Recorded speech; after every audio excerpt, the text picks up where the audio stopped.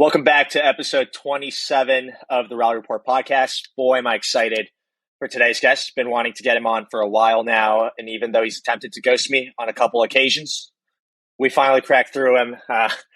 That's complete joking. But top-ranked Asian player right now, an absolute force to be reckoned with, ranked 23 in the world, winner of the 2021 Asian Championships, and freshly crowned Malaysian National Champion. Eain, yeah. What's up, man? How are you? Yeah, thanks, Sean, for inviting me on the podcast, and massive apologies for taking a long time to getting back to you. But yes, it has been a pretty intense season over the last few months. So yeah, it's good to have a little bit of a downtime, bit of a small break from PSA. For me to do some. That's awesome. We were just talking about before this call about how Yao has his mic. I don't have my mic today because I'm in Philadelphia, not at home. So it's been a switcheroo of who's hosting this podcast. Yao looks a lot more professional than I am.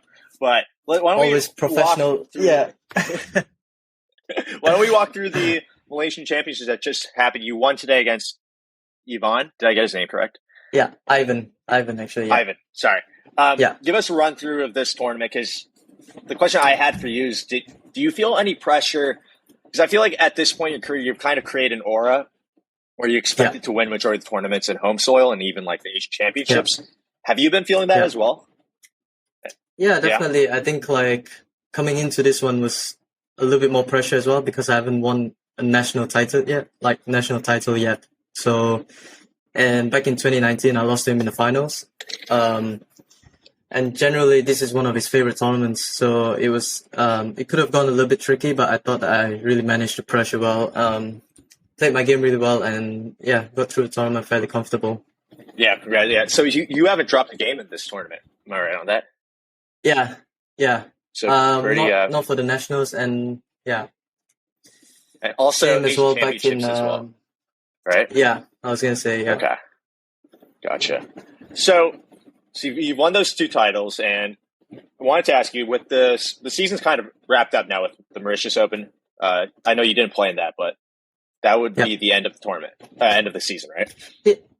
Yeah, basically. It will be a bit of a 2 months break for us, but then for us in the Commonwealth area, we've got the Commonwealth Games coming up next month, so that's like a massive event. It's even bigger than PSA events, and basically everything that's been through, like playing the PSA and stuff, was just gearing up towards Commonwealth this season. So next month will be the biggest focus for myself personally. So you don't feel like the season has wrapped up right now? No, I think like it's just kind of like a build up over the last few months. And definitely looking to peak for that one, because that's where the country is kind of expecting us to do well. And are you going to be training in Malaysia right now, or are you heading back to Bristol? I'm going to be in Malaysia for a bit, purely because there's doubles. There's a doubles event as well for Commonwealth Games. So Malaysia is the only place that I could kind of train with my partner. I'm gonna be playing with Ivan as well. So we'll be training the next few weeks, working on our double stuff. So and then I'll be back early July. Back in Bristol early July. How do you feel about your partnership with them on the doubles? Pretty solid. I mean, it's been good. We've only played once for World Doubles this year. So we're kind of a new partnership, and then obviously doubles is quite it's like a thing every 4 years. Only we play once every 4 years, so it's kind of like a build up towards the year before Commonwealth, where everyone starts training doubles. I know the Scottish they've done a lot of doubles training, and it shows in the recent World Doubles. They've done fairly well, like they've reached a lot of the finals, so we've got a bit of catch up to do, but feeling really confident. And I actually just have pure curiosity, because I'm not really aware of doubles. How do you become good with doubles? I'd say there's a lot of like tactic stuff that's quite unorthodox. We're not playing a lot on the straight lines. I'm not sure if you've seen the doubles court that we play for Commonwealth. It's about I did watch a couple of your matches. Yeah. Yeah, so it's kind of like, it's quite hectic. Everyone's just really hacking the ball. You're trying to catch other people off guard, hitting the ball in the middle, going for a lot of cross-court nicks. So it's quite interesting. It's quite fun, but it can get really hectic and very, very intense. Definitely a lot more intense than single. Yeah. And are you fine with playing both those events? Or ideally, would you have just wanted to play the individuals? Yeah, I mean, like, before this, I always kind of felt like, oh, doubles, bit of a hassle. It'll take my focus away from individuals for the singles. But then, like, as I grew a little bit older and a bit more mature, I kind of see that, oh, the doubles is another event that we could probably medal in. So it doesn't matter if, well, for our country anyways, it doesn't matter what we medal in, as long as at the end of the day you medal in an event. And doubles is a fairly, it's a good opportunity of making, of medaling there. So, yeah, we put in quite a bit more focus this time around. Yeah. I'm not too sure what the incentives are this time around, but there will be incentives. And for us, the biggest reward is just keeping our funding so that they can continue to fund squash in Malaysia, which is the big part of it. That's why they put quite a lot of pressure on us to perform well. Speaking of pressure and Malaysia, do you feel like the Malaysian squash support you well? Or do you feel like you need to put a lot of effort into sponsorships to make a living out of this? No, I think like knowing a lot of the players, I think I'm one of the lucky ones, especially with support. I think the government back in Malaysia support us quite a lot. I think throughout the years with Nicole David doing really well, they've always pumped in quite a lot of money for us. And for events and stuff, we basically have it covered most of the times, just expenses and everything's being covered. So we don't really have to worry for all the PSA events and stuff. I see, but pressure's on, yeah? Pressure's on with that. Yeah, but then it's like every 4 years it comes Commonwealth and Asian Games, then it's like, okay, we've paid you this 4 years, so now let's see what you can do. Time to reap the medals now. Yeah. The investment that's where they start to look at the ROI and see that, oh, we made the right choice funding these guys. But yeah, overall we get it. We've got it quite good. Gotcha. Okay. Well, would you say after that you're gonna take a break from squash? Because I remember, I think it was like a couple minutes into this podcast when I asked you about the season, you gave like this exhausted face. Yeah, I'm gonna take a bit of a time off next week. I think that's where I'm gonna recharge. But overall, I think like after Commonwealth, I'm still gonna be back in training straight away. I think we've probably not sure when the season's gonna start. I think September with Qatar first. So yeah, aiming for Qatar start in September. Okay. Well, good to know that your season hasn't ended. But give me a season recap for you, honestly, on how you feel like this entire season went for you. Yeah. Yeah, I think like in terms of my season, from I'd say like last year July was probably the start of the season with World Champs. I think definitely towards the end of last year was quite a highlight of my career. I think I've done really well in the last few. Towards the later stage of 2021, I had a few good results. Basically doing pretty well, but then like struggled a little bit at the start of this year. I haven't kind of repeated the same kind of success that I've had at the end of last year, but overall there was a lot of learning for sure.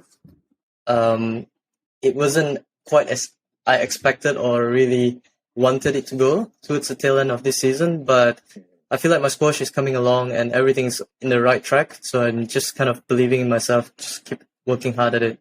Yeah, but definitely a little bit disappointed with my ranking dropping down a little bit. But to be honest, the other players have kind of stepped up. Nikki's done really well. Rafi, Kandra's doing really solid as well.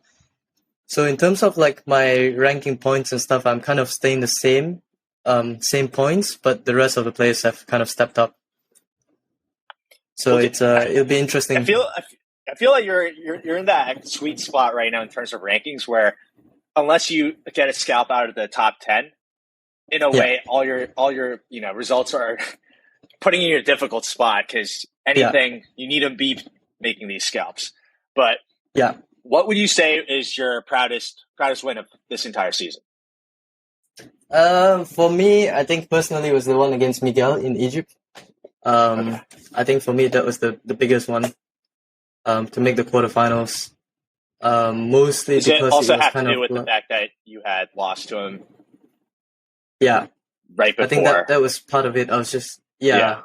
we've kind of just really we definitely just played the event before, and of course PSA drew us together again as usual. Um, and the Yeah. previous one was like Did you see the tweet from Momin about the Tarek. draw? Yeah, Yeah. yeah, What do you think? yeah. What do you? It's I wanted quite. to get your thoughts on that. I don't know. I think it's kind of mental, to be honest, to get everyone in kind of like the same bracket 3 tournaments in a row. And myself personally have some issues with my own draw as well. Like with my world champs, I drawing Tarek in the first round. I think I've played let me think. I played 6 world champs, and I've drew I think 4 top 10 players in the first round. So That's a little bullshit.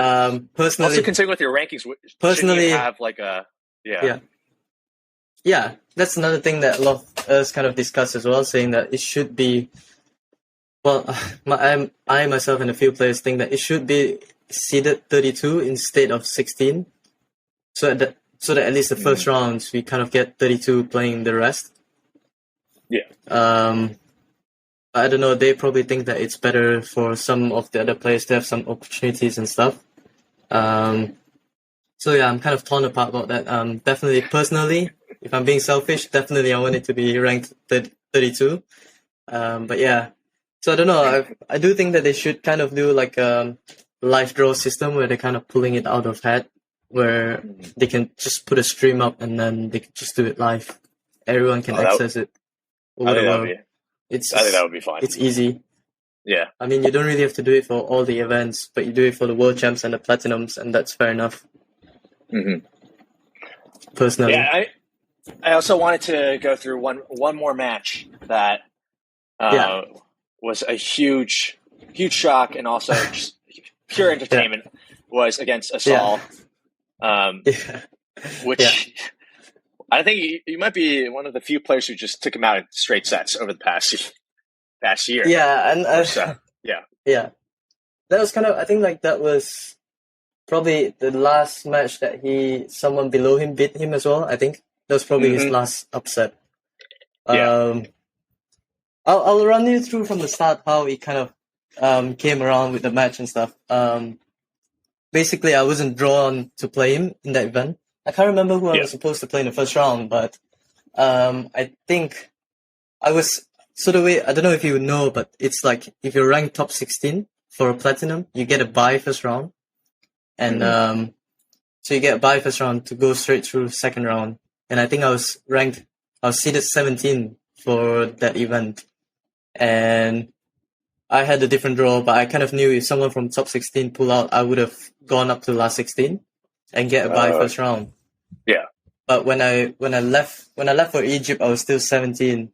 And then I think like there were kind of rumors going around that Yusuf Ibrahim might be pulling out, and Yusuf Ibrahim was drawn to play Asal. And the way it works is if someone from the top 16 pulls out, because I'm 17, I replace that person's draw, their place in the draw. Right. So I kind of half prepared that I was going to play Asal first round. But does this shit happen a lot where you have to prepare for like, okay, draw's going to switch around. I need to like be actually prepared for a couple matchups that could switch me over? I guess it depends. If you're in that awkward spot where you're kind of 17 or 32, or 17 or 33, where you can kind of just get into a different bracket within the draw, then yeah, I think you have to prepare for it. And yeah, I kind of figured out that he might have a chance of pulling out, but at the same time, I had to prepare for my first round too, in case he doesn't pull out. So it was kind of like, oh, who am I playing here? Am I playing whoever I was going to play in the first round, or am I going to play Asal here? And I think he didn't. I think he pulled out probably. I can't remember. It must have been like 2 days or a day before. So it was kind of like, oh, okay, I get a bye first round, but then now I've got Asal first match. So. And the last event, British, I had Gawad in second round as well. So it was I was kind of like, oh, I'm just getting all these top 10 guys left, right, and center. But yeah, going in, I didn't really have much expectations in that match. I was really focused on myself. Personally, I wasn't that bothered about what would have happened in the match. Not too worried about the physicality and stuff like that. I just really want to stay focused on myself. And yeah, I think I executed that pretty well. I think I went in the first few points, I just kind of got blown out a little bit. He was playing so fast. He's such a good player. Unbelievable. Like, just, I don't know, he's just a freak. He's so good. It's crazy. His squash is very good. So I was kind of getting blown out a little bit in the first game. Got stuck in, changed my game a little bit, and somehow got a win. And then there was the whole things on Squash Stories as well. I tried to stay out of it, but then everyone's like telling me about it. I saw someone, I think Jamie Maddox was kind of calling me out and say, not quite calling me out, but kind of like, oh, it'd be great if Yao could come out and talk about the experience, if the ref was being a little bit biased or not. So it was kind of, there was a lot of things happening there. Yeah. Oh, dude, I remember after watching that, dude, there were so many different clips that I wanted to take out of it because it was getting kind of out of control, I'd say. Beginning like second game, third game. There was like people coming out saying there was like conspiracy theories saying that they want him to lose and stuff like that. I mean, man, it's one of my biggest win of my career. So way to just discredit my biggest win right here. I mean, at the end of the day, I was still focused on my own things. So I wasn't too bothered about it. And that's why I felt like Miguel's match was a bigger win for me personally, because even though I beat Asal 3-love, it's still a different thing going in and backing up again the next day. Because it's kind of a bit of an emotional roller coaster against Asal. Right. It's kind of, you get that high after winning against someone like him, and then you have to stay grounded and then remind yourself that, oh shit, you've got to play Miguel, who I just lost to him like a couple of weeks back. So that was the patch. That was the patch where you could tell Miguel wanted to play squash and was not screwing around. And he was right. Yeah, and he really wanted it as well. And then I went match ball down the fifth, and then I'm not sure what happened to me. I think one of the rallies, I think it was 10-9, where I hit 4 shots to the front in a row, which is really unlike me. I don't know what went in. Yeah, it was kind of, I was like running on automatic mode. I wasn't really thinking. I was just going for it at that stage. But it worked out pretty well. So, I mean, I know we just spoke about how you feel about your season, but just in terms of, regardless of the results, just in terms of your squash, do you feel like you're in a good spot with your squash right now? Yeah, definitely. I think, like, obviously, doing well last season. I think the top players, they kind of start to research you a little bit more. They know what they're preparing to play against me. I think, like, maybe at the start they weren't quite as prepared, maybe. As I was climbing through the 20s, breaking into the top 20 and having a few good results, I think then they kind of took notice a little bit, and then every time I played them, they kind of pulled something new. They were trying something else against me. So it was kind of a readjustment period, I'd say, this last few months. It was, but in terms of squash, I think I'm on the right track. Especially the last match against Disuki was quite encouraging, even though I lost, but it was a very, very close one, and I think it could have gone either way. So, I mean, I don't want to make you give away all your secrets right now, but what is the one or two things that you want to work on or you are working on right now that you could share with I think the world? Yeah, sure. I think easily I'd say like physicality for sure. I think still need to get a little bit stronger on court. Just not quite strong enough. I don't feel like I'm strong enough to compete against the top 10 guys. Maybe a one-off match, but not consistently back-to-back. So that's definitely one thing that I'm working on. But besides that, I think like just a few tweaks to some areas of my technique. I'm not really going to go full detail, but I think you don't have to share that. The secrets. Just trying to play a little bit faster. Just trying to play a little bit faster and use my speed around the court a little bit more. So I remember a couple years back, I think it was 2018, where PSA interviewed you about Oh yeah. a couple of struggles at the time, which I think had to do with you winning the World Juniors title and then you transitioning to the men's tour. Which was an incredibly insightful interview. I kind of wanted to go back on that and what was your expectation at the time, and what do you think in your approach made you feel like it wasn't the right way of going about things? Yeah, when I was growing up, like with all the Muhammads and the Marwans and the Diegos doing extremely well in their junior career when they won World Juniors, and then they kind of just shot up straight through the rankings. So that was half the kind of like where the expectation come from as well. So I looked at these guys and they've achieved so much, and I wasn't far off. I mean, I think like I won 3 British junior titles, 3 Asian junior titles, 1 World Juniors. So I thought it would have been you won fucking everything. Yeah, the juniors. So it was kind of like I was doing the same. I was on the same path as them in terms of junior title, but if I was to look back objectively, the squash wasn't quite there yet compared to them when they were at that age.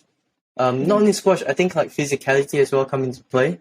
I think like myself, I'm a smaller build. It took me some time to really grow into more like I think I was still growing at that stage. So I wasn't quite as big or as strong as the rest of them when they were at 18 or 19. And I just thought that, I would come out of juniors, you get a little bit of confidence. You think that you just go to a PSA event, a 5 or 10K and just start winning everything. But it's definitely not the case. So it took a lot of learning for me. It kind of went like junior events, first few rounds, you kind of cruise through, and then PSA, you're like, fuck, first round. I'm losing first rounds every other event. What's happening? Am I not getting a little bit depressed about it? So, fuck, I'm here. What am I doing with my life? I gave up opportunities to study in the States and stuff. What am I doing here in out of nowhere in Toulouse in France, losing in first round? So that was kind of a journey. Yeah. Wait. So you said something here that I need to interrupt you on, where you said you had an opportunity to study in the U.S. Was college squash an option for you that you were heavily considering? No, I don't think at that stage it wasn't quite like it is now. I think players like Victor or Sivar and those guys that are coming out from college squash, or while they are still doing college squash, playing really well on tour, I don't think at that time there were that many players that were kind of doing it. So it was really your year, right? Your year of juniors that kind of started heading over. Yeah. So I think it was the did one. You consider it? No, not really. I think it was the one just after myself. So it was kind of like Yusuf Ibrahim, Victor, those guys were a year younger, and myself. The guy that I played in the final, Saad, he was studying in Harvard, and he kind of stopped playing pro. So I don't know if that would have happened to me if I joined, but at that stage there was no like really proven players kind of doing it, and I was really focused on going pro at that time. Because I think it was kind of 2016, 2017, and I was up in the air of being selected for making the national team for Commonwealth Games and Asian Games. So I was really focused on making the team then. And my kind of mindset was that I could study anytime I want in my life, basically. But to play squash, that amount of years is just, you can only be a professional athlete for that amount of years. That's a good so point. That was what kind of pushed me on to play pro straight away.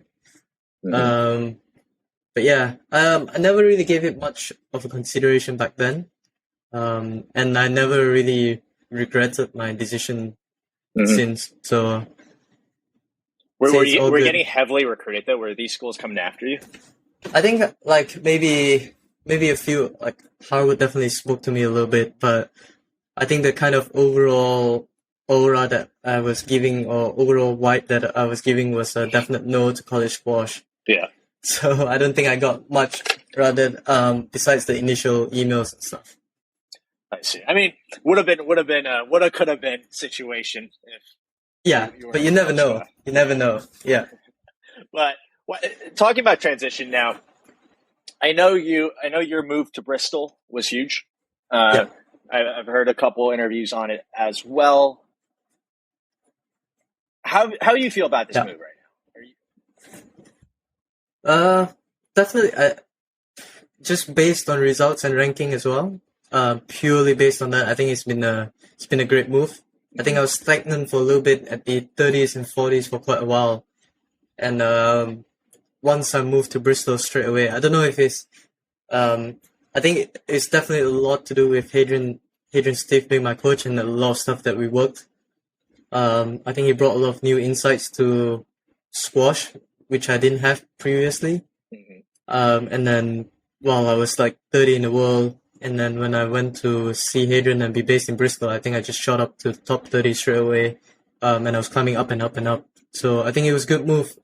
Besides that, the players there are amazing as well. I get along really well with all the players there. It's a nice city. I think it's just been great over the last two years or so. Yeah. And this is long term for you, or do you see yourself switching? Might be moving elsewhere as well. No, I see. Yeah. No, I definitely see myself being based in Bristol for a few years. I'm studying as well in the uni now. I see. Uni west of England. So I've got 2 more years there, and then after that, I think I'll stay till. Well, I don't know if. I'm definitely gonna be overseas till I think until my career's done. Okay. Well, I'm gonna ask you this because I know you have a pretty good relationship with Mohammed El Sharbaghi, and it's been a huge squash controversy, and it's with him moving changing nationalities, and I'm gonna be honest, your pathway looks a little similar right now with you moving to Bristol.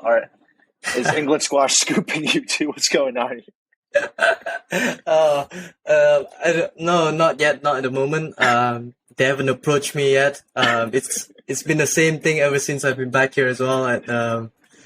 I think Mohammed chose the best time to announce it as well when I'm playing my nationals in Malaysia, with everyone just saying, "Oh, have you seen one of your best mates just playing for England now? Is that what you're gonna do? You're gonna play this nationals and you're gonna leave us and stuff like that." But no, I think for me personally, Malaysia's done a lot for me. And I intend to keep playing for Malaysia for a long time to come. Well, for forever, I would say. So definitely no sign of that. Yeah, no sign of changing any of that. What do you feel about Mohammed's move, though? I know people are giving a lot of shit for it, I'm sure. Yeah, I definitely. I mean, like, for those guys, for the fans in Egypt and those people who follow the sport and watch the sport, I can definitely understand why they would be upset about it. But as a friend for Mohammed, I think it's a good decision for him. I'm not going to go into details of everything, but for me personally, I'm that's off limits, unfortunately. We'll talk about it off air or something. Yeah. No. But yeah, I'm really happy for him. Yeah. We're gonna move into something a little bit different now. This is something I've been curious about. As someone who's played squash for a long time as well. Yeah. And I want to hear your thoughts. Why do you think there's a lack of presence on the men's tour from Asian countries? Lack of presence.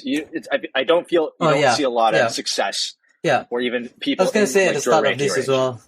Yeah. I was gonna say it's good to have a little bit of an Asian kind of player coming up on the podcast and stuff. And I think like in some ways I would love to see more Asian players coming up. I don't know what's the main reason for it, to be honest. Saurav has obviously been there for a long time as well. So Saurav, currently Saurav, myself, Abdullah, and a few of the Hong Kong boys as well are still there, but not quite up. Kind of scary, yeah.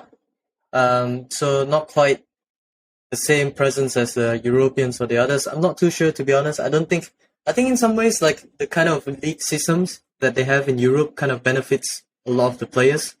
It's a little bit further away for us in Asia to do something similar. So to congregate other Asian countries. To just have like a big league and where everyone could play, where you're playing top players every other week, like in Europe. But I don't know, this batch currently as well, it's definitely a little bit weaker than the past few batches. I know like a couple of years back we had Ong Bing Hee, when we had Ong Beng Hee, Aslan Iskandar, and we had a big group of Pakistani players as well, which kind of dropped off since. So there's a little bit of a gap there. But yeah, I definitely hope to see more Asian players coming up and competing on tour. Was one of your moves, the reasons behind your move to Bristol was to get some of the more match play with the league and stuff? Yeah. To get more exposure for that? Yeah. I don't think I felt like even though my squash was in kind of the right direction and I was on the right path, I was improving and stuff like that. But every time I step on court playing, for example, someone top 20 or top 10, I get kind of, I get a little bit shocked in the first game. It's kind of like my system's not used to this kind of squash. But the quality of my shots were there, but I was just not used to the intensity just not used to the intensity at all. So once I moved, because I wasn't getting enough of squash matches against top guys, and that instantly changed when I moved to Bristol, where I was constantly every week, I was training with Muhammad, with Marwan, Yusuf Solomon, these guys. So I think that was a big reason of my improvement as well over the last 2 years. When you say shock, does it have to do with how fast they play, like the pace at their Yeah. I think almost all squash players would experience it at some stage where you're kind of playing and then you're like, shit, I can't even get the ball past this guy. This guy's just fucking hitting volleying everything. And then whatever you're doing, it's all coming back and it's coming back faster and faster and faster. And you're like, shit, I can't do anything here. This guy is just overwhelming me. So I think, in that sense, that once I got used to playing those guys in the top guys, I definitely got a lot more comfortable. Yeah, I mean, now you're jumping on court being like, all right, nothing's really going to surprise me out of the blue here. Yeah. I see. Well, yeah, I mean, I feel like it's good. I mean, obviously it's great to see you. I think when I was growing up, you were winning everything anyway. But I think there is a discrepancy between a lot of the Asian countries. Yeah. I don't know if it's like a bit, I don't know if it's like an Asian culture thing as well. I think personally that definitely must be some of that there. All Asian parents are like, why do you want to play squash? Why? You're not going to earn a lot of money from it. You just go get a degree, do this, become a doctor, lawyer, whatever. I think that's a little bit of that as well, a little bit of lack of support in terms of, compared to what I see when I'm based in England as well, where a lot of time the players have a lot of freedom in choosing what they want to do with their life in terms of like going pro and stuff like that. Whereas for us, we're quite a little bit more close-knit family system where the parents still have to say once, even though if you're like 20 years old, they still have some kind of quite a lot of input into what you should be doing in your life. So I think that might be part of the reason why there are less Asian players going full-time or playing professionally. Yeah. I mean, hopefully with your rise, things can change, and hopefully, Malaysia Squash keep supporting you guys. Don't not pull out the. I think definitely Malaysia Squash is doing a lot better these days. I think there was a huge, especially for the batches just before the generations before myself. We had quite a huge gap after Nicole purely because I don't think they felt the kind of support that they needed to go pro, so everyone just left for the States. So we had a huge gap. That's why you see like it's just myself, Rachel Arnold, Siva Sangari, Aifa, maybe Ivan as well on tour. And then the ones before us are like Lawi Wen, Beng Hee, Aslan, Nicole. So it's quite a big age gap. So we've lost quite a few years, but now I think the support's back up. And our juniors always do really well. We tend to do really well early on, but then we don't have the support to transition to pro. And I think that's changing, which is quite exciting, to be honest. Well, yeah. Signs are good, I guess. It's looking good. Yeah.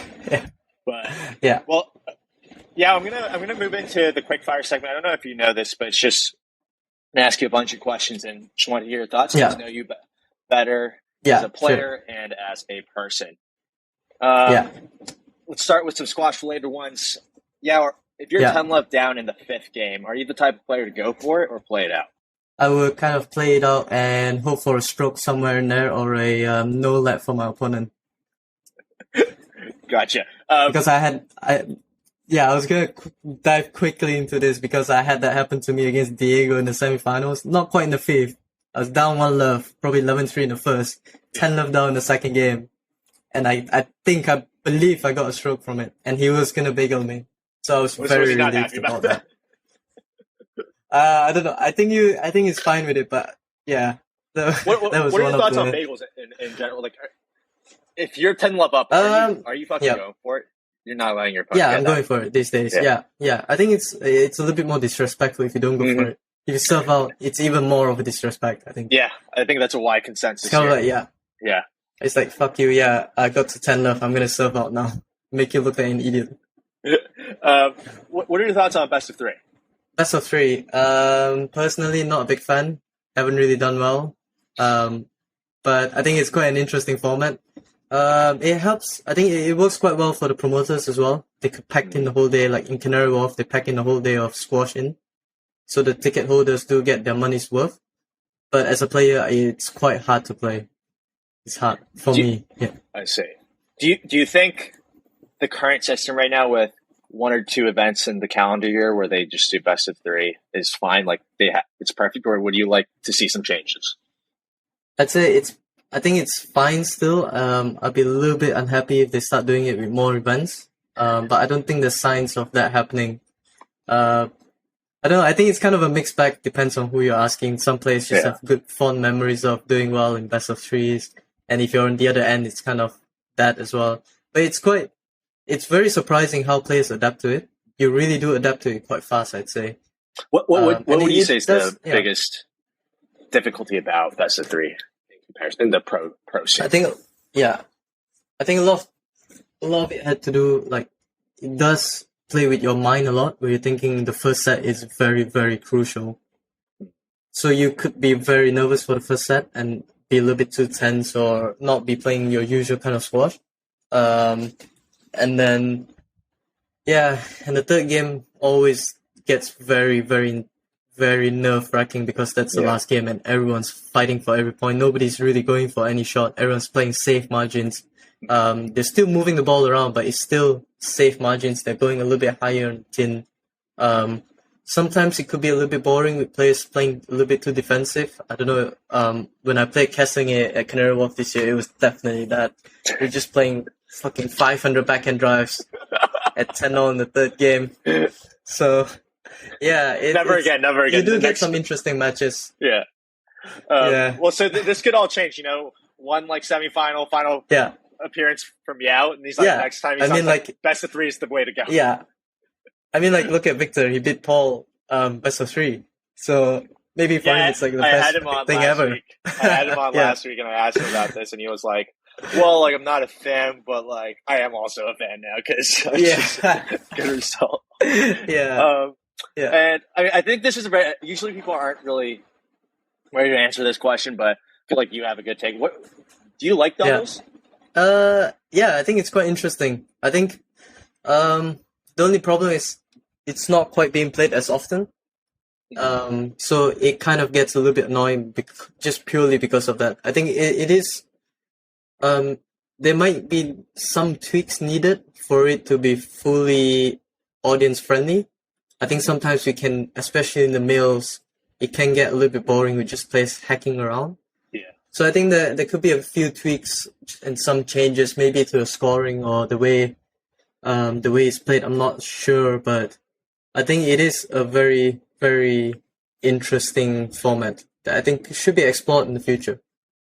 Yeah, I agree. Are you more of a fan of solo practicing or practicing in groups? Solo practicing because I have control of what's happening.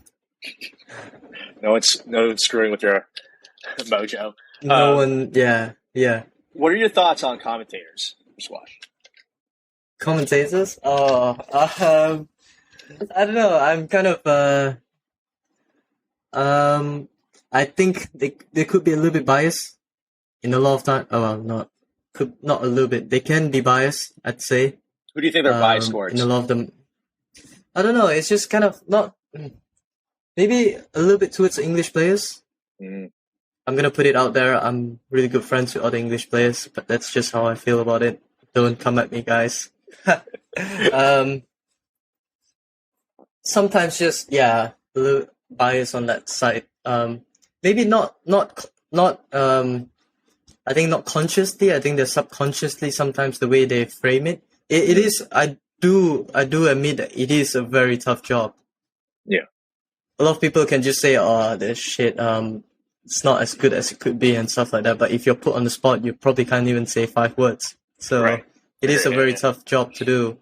But Joey and PJ has done really well. I think over the years they've kept the excitement going around. They've got a few hype videos of them just shouting around and stuff, which I like. Speak to a lot of the Malaysian fans who don't really follow squash that much, and some of them they see someone hit a cross-court Nick and they're like, "Oh, that's dead as a dodo," and I'm like, "What?" Even these guys are like, following what Joey and those guys would say. One point that I would say is probably a little bit more research on their part, but again, I do understand that's a lot of like a lot of work to do. I think some of the newer commentators coming in, they do kind of give that fresh take where they're like, I think Lisa has done that a few times. I think she's commentated on my match once, and she said, "Oh, last time when Yao played, this guy, he's done this, and it worked pretty well last time. So I think he might be trying these again." So it's kind of like there's a bit of a continuity when they're talking, and you kind of know that these guys really know what they're talking about. Yeah. I'm not saying that they don't know what they're talking about, but just that extra bit of info sometimes it could just provide a lot more. I see. Hey, would you consider jumping on that commentator's booth yourself? I don't know. I haven't been invited yet, so but if I do, I don't mind trying it. I think but I don't know if I have any insights to the squash. Kind of, I don't know if I'll bring anything good to it, but I'll be up for it for sure. Nice. And considering you know a lot of people in the squash community, who's one person or player that you'd like to who you think is going to be good in that commentator's booth? Pat Rooney for sure, 100%, hands down. The funniest guy on tour, nicest guy on tour. What are your thoughts on nicknames for PSA players, and what do you think about your own nickname? Nicknames, I think it's good. I think it gives a bit of personality to all the players. It's quite.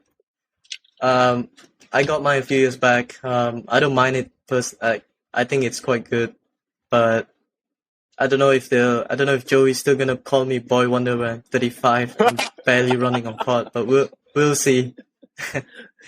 old man wonder. But I do think but then sometimes you go on YouTube comments, and they have shit like, "Why are you being so racist, calling Dak James the Dark Knight," and stuff like that. For those people who don't really follow it that much, so it's like, but I do think that it gives the players personality. I don't know what they're going to call Muhammad now, but we'll see. The Beast of England. Bristol. The Beast of Bristol. Nah. That's fine. Have a good ring to it. Nah. Yeah. What do you think of coaching post career? Is that something you're going to entertain or not? Coaching post career, I think definitely. There'll be. I'd say, ideally, I'd like to do it back home in Malaysia. I don't think I'll be doing it for the money in the future. I'd say I'm quite passionate in seeing Malaysia squash do well. So hopefully one day I could come back and share my insights to squash and hopefully coach the players and get more players competing at the top of the tour. Yeah, but definitely a consideration for me. That's good. And just to transition to some juicy questions, really hoping you answer these questions. Yeah. Who do you think is the most underrated player on tour right now? Most underrated player on tour, let me have a think. Underrated player, I'd say Sebastian. Sebastian's pretty underrated. Sebastian Beaumoulin. I think he's in that kind of ranking bracket where he kind of really push on now. And if players are not taking note of him, I think he could get a few scalps in there. Yeah. I think he's one of the players that I'm watching out for, and he's a good friend of mine too. So I see. Yeah, I think he is. Yeah. And most overrated player on tour right now? Overrated player on tour.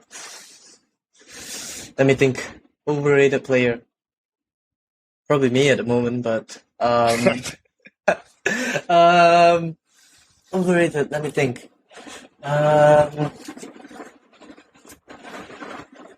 Yeah, feel free to drop a couple names if that helps. Bloody hell. I could barely think of one. Tour is really good now. That's the thing. Oh, that's I think a the tour is cop-out really answer. good. That's a cop-out answer. No, here. but no, I'm still thinking. I'm thinking like, if I'm playing first round, who would I like to get? Going to be a brain fog. I might go through ranking list at the moment. I'll go through ranking Why don't I list now. also ask a follow-up anyway? I was going to ask you this, and then Yeah. maybe that could help. Who's one player that you dislike playing? One player that I dislike playing. Yeah. I'd say probably Greg Loban, because in terms of ranking wise, I'm above him, but I've still not yet beaten him once yet. So Greg Do you think it's a Loban's the playing kind style of thing? one player. I think it's a playing style.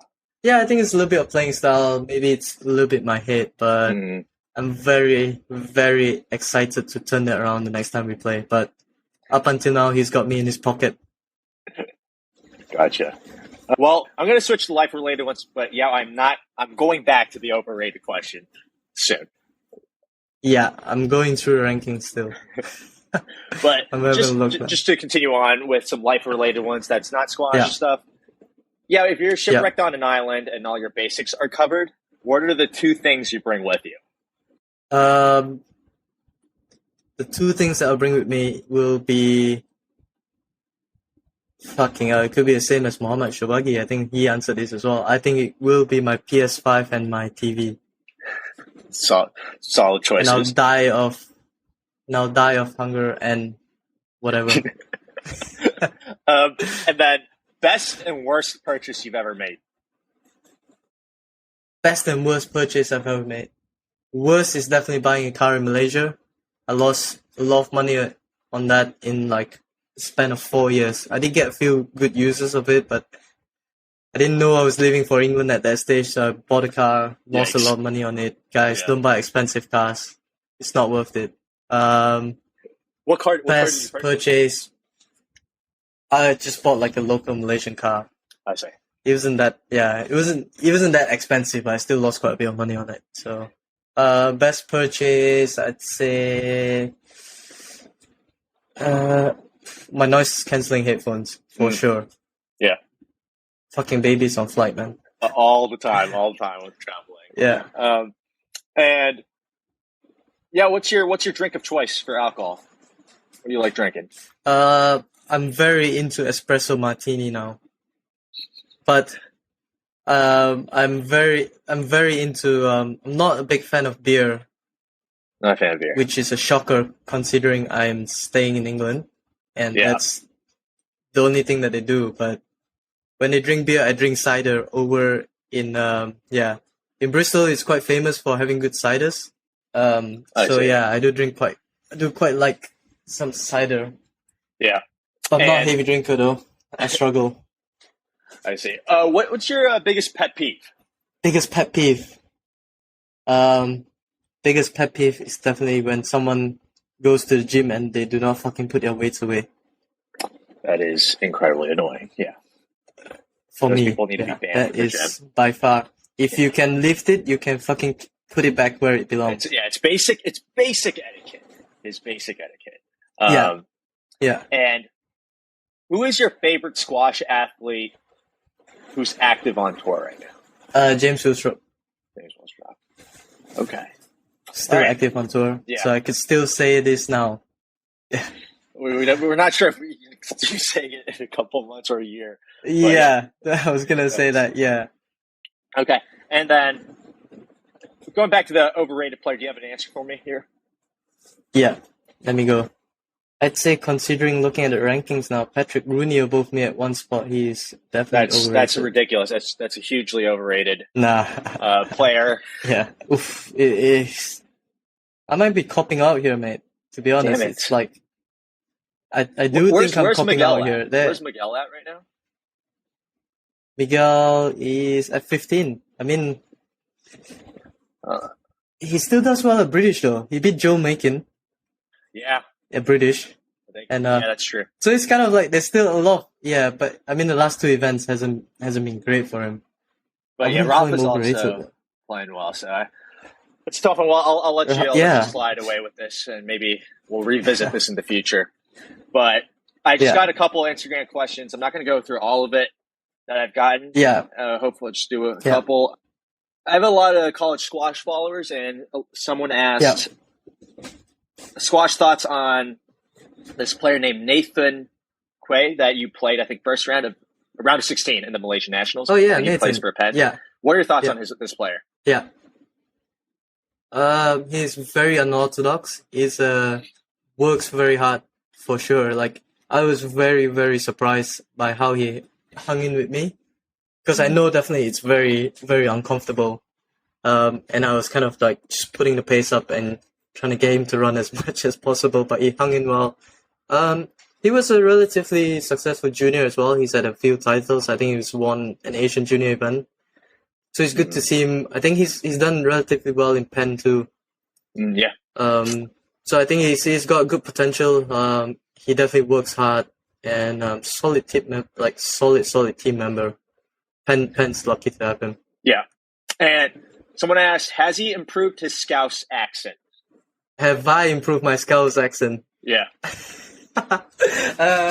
Probably a little bit. There's to everyone watching, you could go to YouTube and search for Korean Billy Scouse accent tutorial. And that's something that I watch a lot on, because I spent a lot of time with Pat Rooney, and those guys like to hear me listening to me speak in Scouse accent. So yeah, I'm always. Charlie Lee asked this question, by the way. Yeah, Charlie as well, like those guys. What's the one thing you picked up on being in Bristol and being in England for quite some time now that is unique? That is unique.